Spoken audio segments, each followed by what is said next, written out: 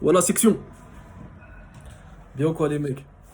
Là, j'ai une bonne nouvelle. Je me rends compte d'une chose, c'est que la Red Pill, elle se diffuse de plus en plus. De plus en plus, les mecs. Je parle avec plein de potes à moi, je parle avec des connaissances. Et beaucoup de mecs qui n'ont même pas spécialement suivi un petit peu les contenus MGTOW et les pages, bah, ils se sont réveillés dans la douleur pour la plupart. Je me rends compte que notre idéologie se répand comme une traînée de poudre. Comme une traînée de poudre et c'est un problème pour l'ordre établi. Ça devient un vrai problème. Quand vous regardez les commentaires des meufs sur les chaînes, les mecs, vous pouvez voir qu'elles commencent à flipper, les meufs. Clairement. Elles commencent vraiment à flipper, les meufs, les gars.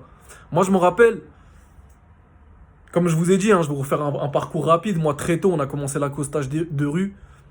Et il y avait une légende urbaine qui nous disait, on se disait entre nous, il faut toujours coffrer une meuf bien sur le côté, tu vois.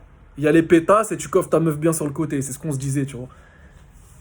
15, 16, 17, 18, 19, 20, première relation, on va dire entre guillemets sérieuse, ça dure 6 mois.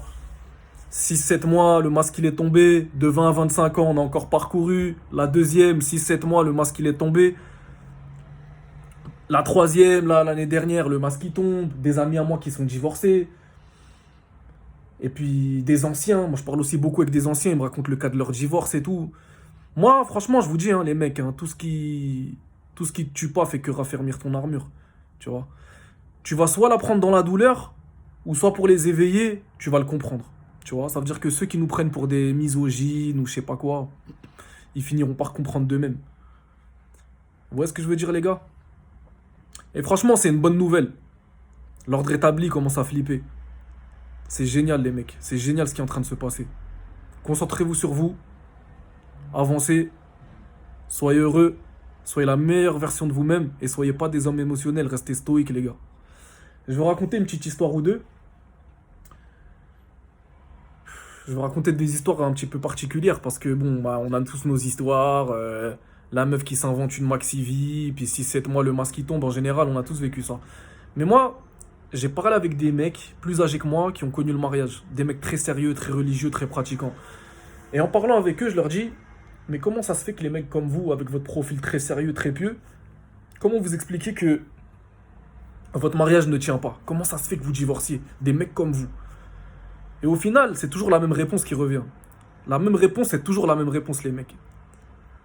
Ils me disent, bah écoute, la femme, je l'ai rencontrée au début, je lui ai dit que j'étais comme ça, comme ça, comme ça, qu'avec moi, il n'y aurait pas de ça, ça, ça, que je vivais de telle manière, que j'étais, voilà, qu'elle manquera de rien, que je suis commerçant, que si elle a besoin de quelque chose, qu'elle me le demande, elle manquera de rien, elle va juste s'occuper des enfants et de la maison, vous voyez?